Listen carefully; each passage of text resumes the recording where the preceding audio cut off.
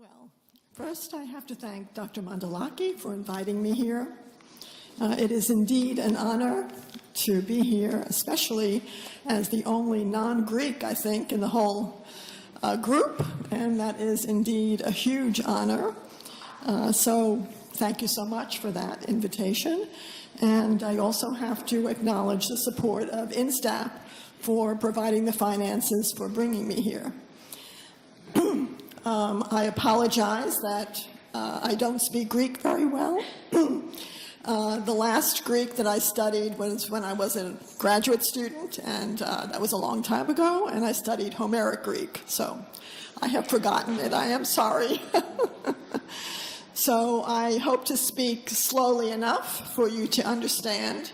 And of course, you are welcome to look at my book, ARIADNE'S Threads, which goes into detail about everything that I am explaining here. So I think that we can all read this quickly, replicating, and this is a really good introduction to what I do. Replicating ancient Aegean costumes seems an impossible task, since the actual textiles and costumes are not preserved. It is not like replicating a pot or a sculpture that is preserved and readily copied in the same clay or stone or paint mediums. Instead, one has to visually remove the painted garment from the underlying figure and then translate it from paint into cloth. You see, it's a whole different process. So the garments are depicted in three ways. The fresco painter's focus is to depict the figure in action, which is usually in profile. The garment is secondary, portrayed as the body's second skin, which in profile view becomes skewed. Standing sculptures, like the snake goddess, thank you, provide the best evidence because they are in the round, but the costume is still represented along anatomical lines. The linear B scribes logograms depict the garment alone in its frontal shape, separate from the body, because the garment, not the figure wearing it, is the focus of the palace's inventory, and that's very important. This visual and textual evidence, combined with that of textile construction on the warp-weighted loom, extant Egyptian garment manufacture, and comparable Near Eastern garment representations, provides a new understanding of dress. The way dress drapes on the body leads to new restorations of the missing parts of fragmentary garments on figural sculptures and wall paintings. So we begin very quickly with the very first costume that is known from Minoan Crete, and that is the peak-back robe, which you see here in the most famous depiction from Petsofa. So it has a peak back, even though one is restored, has a bell skirt, very, very elegant. So the first palaces are very fabulous, and so are the garments immediately. But it's difficult to know what this is because there's no real evidence for how it's made. But we look to Egypt at the same time to see how they constructed their garments. And they constructed their garments out of a sheet that was folded in half, and in the middle was a hole cut out for the head to go through. And you see that here. Then we look at the Near East to see what they did, and they did the same thing. This is a fresco from Mari and a seal from Mari where Ishtar is seen here wearing a V-neck garment, a tunic. This one is also Ishtar, and she wears the same tunic. You can see the sleeve here and the sleeve here. Hers is open over here, and we see that this is a long version, and this is a short version. So next, what I did was I reconstructed the Ishtar garment, and so again, I use the same idea where it's a cloth rectangle here, folded in half with a hole cut out for the V neckline, And here is my model wearing that dress. And here is what I think the peak-back robe is made of. The same idea, a length of cloth with cutout over here. You raise this cloth over here, and you get the peak back. You fold it over, you get the peak back. And this is the version 1 is not cut in here or tapered at all. It's just plain. This one is open at the front. We don't know whether it was open at the front or closed in the front. So I made 2 versions. And this one is tapered at the sides in case it was tapered at the sides. And here is my model, modeling the one that's not tapered on the side. And you can see the V-neck and the peak back in the back.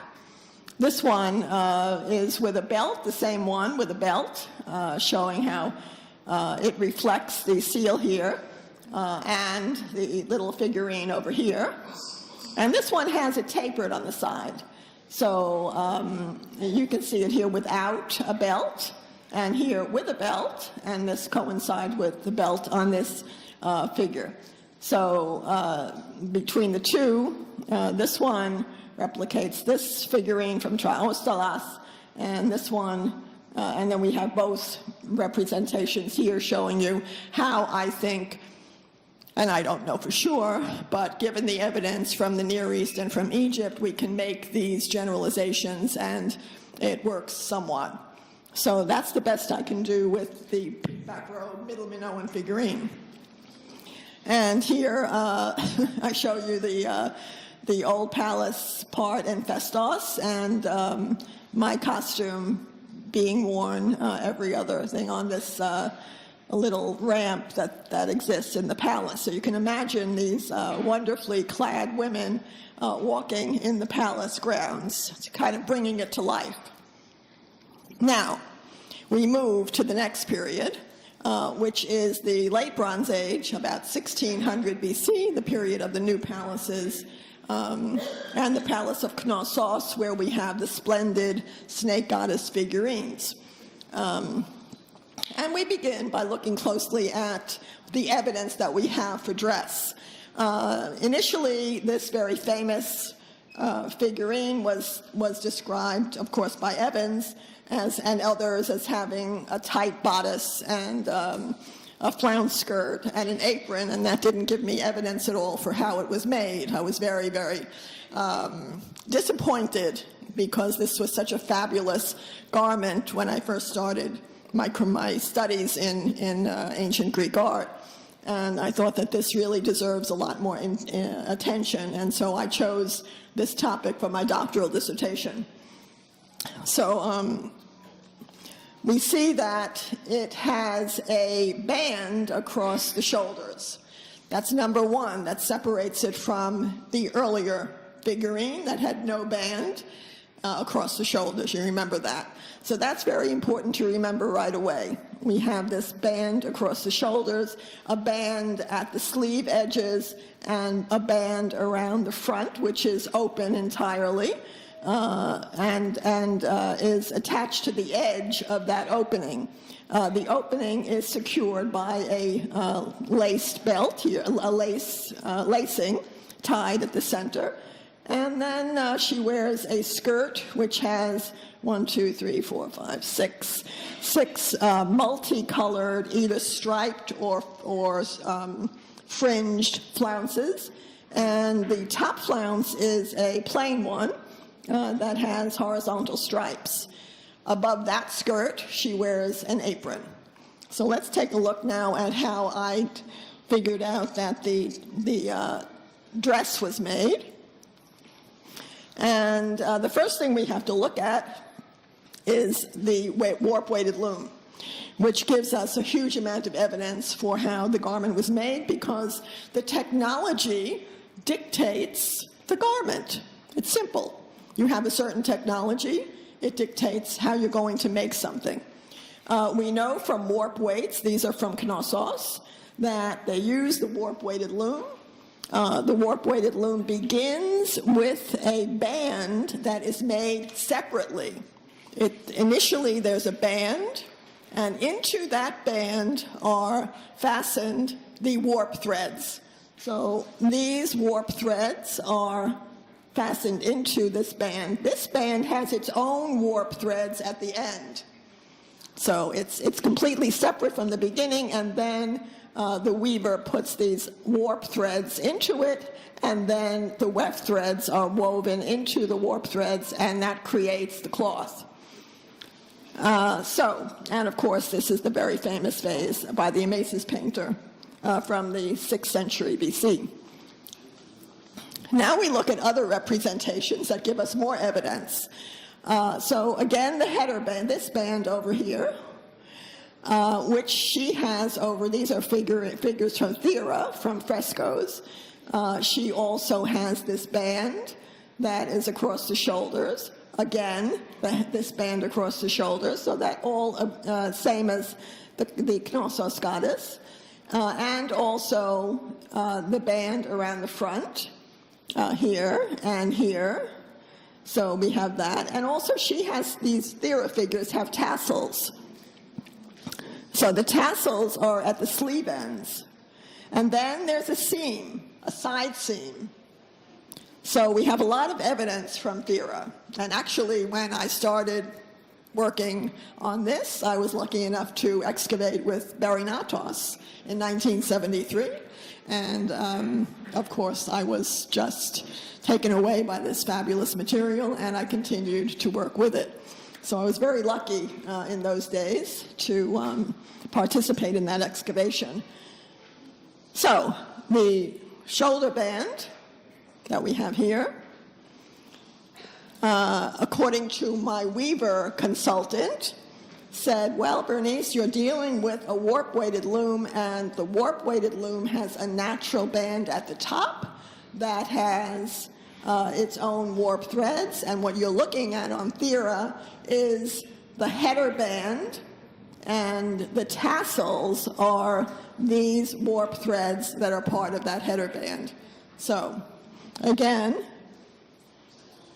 the header band, this one doesn't have tassels, but here, this is the header band, and the tassels emanate. They're the natural byproduct of that band, natural.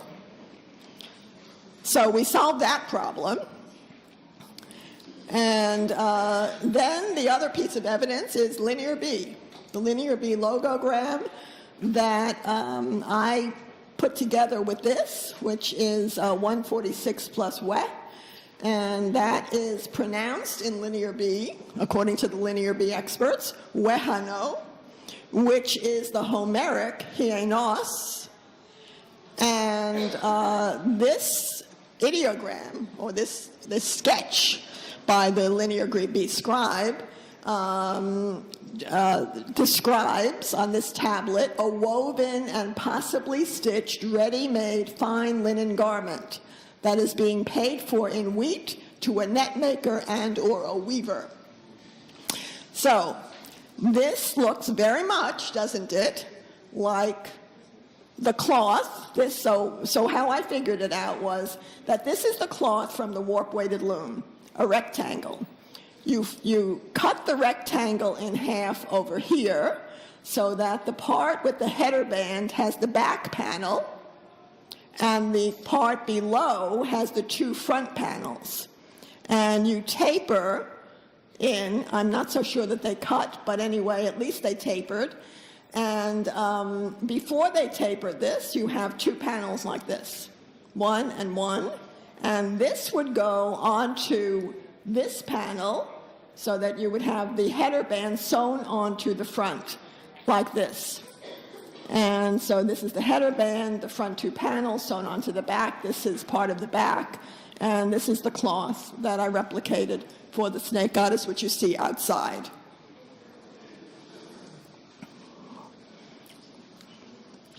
So here, the hypothetical design for the apron is absolutely no evidence for the apron design, so I simply put in a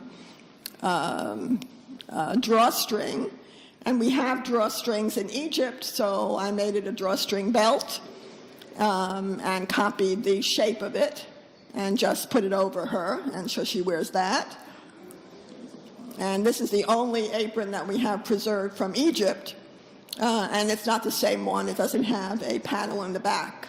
The Minoan has a panel in the front and the back, and this one does not. Now for the skirt. Very complicated. However, great precedent for the skirt in the ancient Near East. It begins in the Aegean period, and we have on Crete the seals that appear. This one from Platanos, dated to about 1875 in the Middle Minoan period. So this appears here in Crete. Another one that appears at Tilissos with this flounced garment. Another old Syrian seal right over here that shows the same kind of skirt. And this old Syrian seal shows the skirt with no top. So that's important for us who are dealing with the open top and the bare breasts. So maybe that comes from Syria and Old Babylonia as well. And here is the earliest representation of the Flounce Skirt on Enheduanna. She is the high priestess of Nana, the sun god of the moon god of Ur, and that dates to 2300 BC. So we see great precedent for this on the priestess over here. Here we see supplement goddesses wearing the same flounce skirt. And here in the painting from Mari, we can see the colors that are represented on this flounce skirt. So it gives us more evidence for the colors of the snake goddess, of our snake goddess. What is that? And here's other figures who wear this, and these are supplementary goddesses. Here, Shamash, the great Old Babylonian sun god, also wears the flounced skirt. So this is a religious skirt, a skirt that is worn by priests and priestesses, gods and goddesses in the ancient Near East, and it appears here in Crete in a very, very powerful way. So our goddess, our figurine, is clearly either a goddess or a priestess. The only other representations we have of this particular kind of flounce skirt that has kind of a metope and triglyph design. Every other block has 3 panels. So, and the other one, so 3 panels blank, 3 panels blank, and we have that in the shaft graves at Mycenae also at the same period. And the only other figure to wear this kind of flounce skirt is this god on an Old Babylonian period Syrian seal. So this is a really very, very special garment that our figurine wears. Taking evidence from this Old Babylonian seal in the Yale Art Gallery, the figure has, you can see the leg over here, which means that the skirt was wrapped around and open, and the ends were open. So I made our figurine skirt in the same way, and you can see it here. We're not sure whether this is fringed, whether these represent fringes, or whether they represent just stripes, or whether they represent pleats. So I made 2 different versions, one fringed and one striped and pleated. I brought here the striped and pleated one, which you'll see in the gallery. Here is the fringed one. This is without the apron, and it's wrapped around. You can barely see the back of the where the wraparound comes together, which kind of fits better with the back view of ours here. This, again, the fringe version with the apron now on it, and the apron again with the drawstring. And this is the striped and pleated flounce skirt, which I brought here. And you can see it with the apron over here also. This back part, you can actually see how it comes around, and you don't see that at all here, but, you know, I don't know which one is a better fit, but either one could be. I am convinced that they made it with cloth flounces and not fringe flounces. But I leave that question open. And you can see here the cloth flounce version and the fringe flounce version here, and of course our snake goddess. And for you modern and contemporary designers, it lives on in contemporary style, and these are all one in metal here. This is fabulous Valentino, and this one as well. So we're dealing with contemporary art also. Okay, the second one that I want to show you here that we have in the museum that I brought is the flounced kilt that is on a fresco from Hyatreada, and I show it here reconstructed on the wall, I should say, attached in Photoshop to the actual wall where it was at Hyatreada, room 14. And there were actually 3 walls. This is another wall that I'm not discussing here, but anyway, the figure is over here. We are over 20 minutes. And this is a detail of it. Of course, this fabulous fresco is here on this floor, taken by Bernice, Papa Nikolopoulos. And this is my drawing of it that is done digitally. As you can see, the quatrefoil interlock design on it. And what this style does is it takes those flounces that we saw on the snake goddess and it applies them to a cloth in a different way. So this is a purely Minoan work now, taking the flounces from the Near East, whatever religious connotation those flounces were, and applying that now into their own vernacular. Dr. Jones, we're way over 20 minutes. Kindly wrap it up. Yes, it's very interesting. Time flies. Okay. But so we have time for the rest of the speakers, and we will take go questions from the audience. quickly. Thank you. Thank you. So just I have 1 second to finish this? Okay. So anyway, here is it again, and I show you the same hyenos, and here it is again. But the way we know that this flounce skirt is a flounce skirt is that we have to look at the backs of the figurines, and it shows us that it's a kilt, and also another logogram, linear B, and this one is shape of a double axe. And so I recreated, you know how important the double axe is. I recreated the double axe and sewed those flounces on. And here I have the figure represented, and I have also the cloth that